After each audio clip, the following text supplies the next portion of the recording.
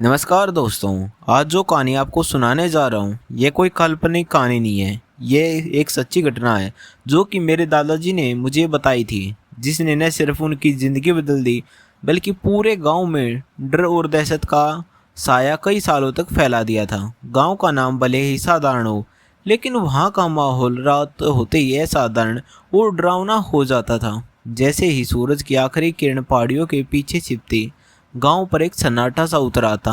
अंधेरा ऐसा कि हाथ को हाथ तक न सूझे, न बिजली न कोई रोशनी, बस टिमटिमाते जुगनू, दूर कहीं कुत्तों का भौंकना और कभी कभी किसी उल्लू की आवाज़ जो सुनते ही रूह कँपा दे। हमारे गांव में रात को कोई अकेला बाहर निकलने की हिम्मत नहीं करता था, खासकर उस पगडंडी वाले रास्ते से जो गांव को सड़क और पुराने शमशान घाट से जोड़ता था। उस वक्त दादाजी जवान थे। नाम था मुरलीधर। उनकी आंखों में सिर्फ एक सपना था, भारतीय सेना में भर्ती होकर देश की सेवा करना। उनके दो खास दोस्त थे, रामकिशन, हंसमुख लेकिन थोड़ा डरपोक, हर चीज़ पर जल्दी घबरा जाता था। रघुनंदन, सीधा साधा मगर दादाजी का सच्चा साथी। तीनों दोस्त तय करते थे कि रोज सुबह 3 बजे उठकर गांव से करीब 3 किलोमीटर दूर बने पक्के सड़क पर दौड़ने जाएंगे। लेकिन उस सड़क तक पहुंचने के लिए जो रास्ता था वही बना सारी कहानी का सबसे डरावना हिस्सा। गांव से बाहर निकलते ही एक पतली सी पगडंडी थी, इतनी पतली कि दो आदमी साथ साथ नहीं चल सकते थे। दोनों तरफ घनी झाड़ियाँ, कांटेदार पौधे और जंगली पेड़, बीच बीच में सांप, बिच्छू और दूर दूर तक अंधेरा। सबसे डरावना हिस्सा था उस रास्ते पर बसा पुराना शमशान घाट। बरगद और पीपल के ऊंचे ऊंचे पेड़ जिनकी जटाई जमीन को छूती थी। हवा इन्हें झुलाती तो आवाज़ ऐसी आती जैसे कोई रो रहा हो या धीरे धीरे फुसफुसा रहा हो।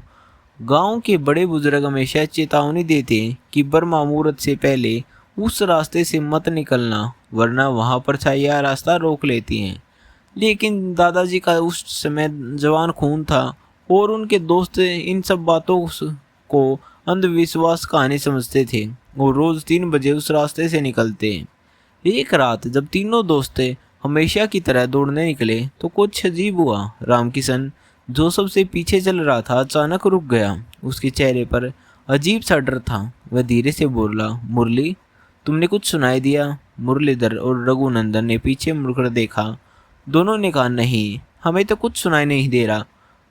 हाँ, तुम्हें ऐसा क्यों लगता है? रामकिशन की सांसें तेज थी।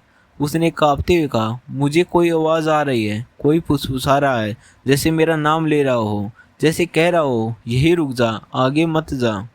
दोनों ने उस बात को मजाक समझकर हंसी में टाल दिया और बोले, शायद नींद पूरी नहीं हुई, तेरे कान बज रहे हैं। लेकिन धीरे धीरे वे बेचैनी बढ़ने लगी। उसने मुरलीधर का हाथ कसकर पकड़ लिया। दादाजी को लगने लगा कि शायद वह गांव वालों की बातों की वजह से मन में बहम पाल रहा है। माहौल अचानक भारी हो गया। काले आसमान पर चमकते तारे भी उसे उस वक्त जैसे डर फैला रहे हों। सड़क तक पहुंचना काफ़ी मशक्क़त के बाद तीनों दोस्त सड़क तक पहुंचे और दौड़ लगाना शुरू किया।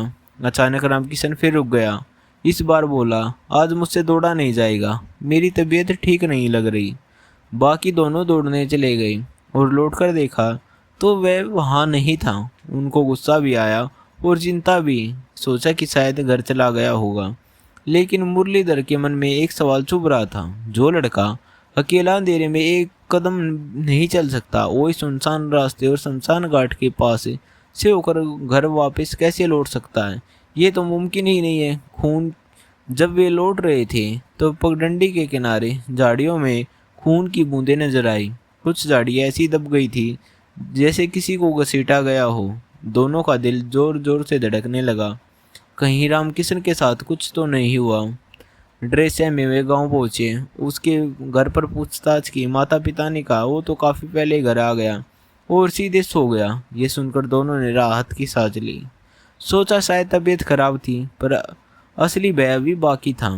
दूसरी रात, अगली सुबह, वही वक्त, वही रास्ता।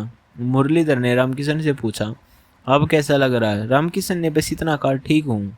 लेकिन उसकी आंखें खाली थी। उसका चेहरा उतरा हुआ। जिस लड़के के बिना बात किए मिनट नहीं गुजरते थे, वह उस दिन खामोश था। बस चुपचाप पीछे पीछे चले आ रहा था। मुरलीधर को अचानक लगा कि कोई पीछे आ रहा है। उन्हें पीछे मुड़कर देखा, रामकिशन अचानक गायब था।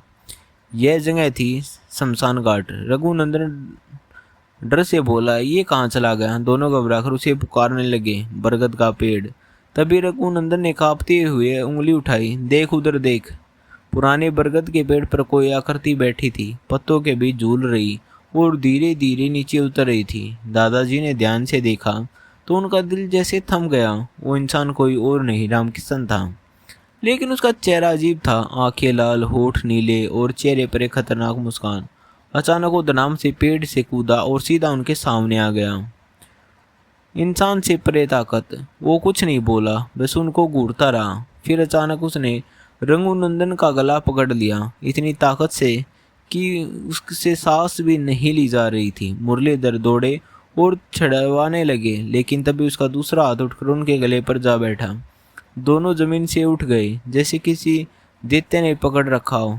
दादाजी कहते थे, उस वक्त मुझे एहसास हुआ ये हमारा दोस्त नहीं था। उसका शरीर रामकिशन का था, लेकिन अंदर कुछ और ही था। उसकी आंखों से आग जैसी रोशनी निकल रही थी। और फिर भारी आवाज में बोला, मार दूंगा तुम्हें, जैसे तुम्हारे उस दोस्त को मारा है।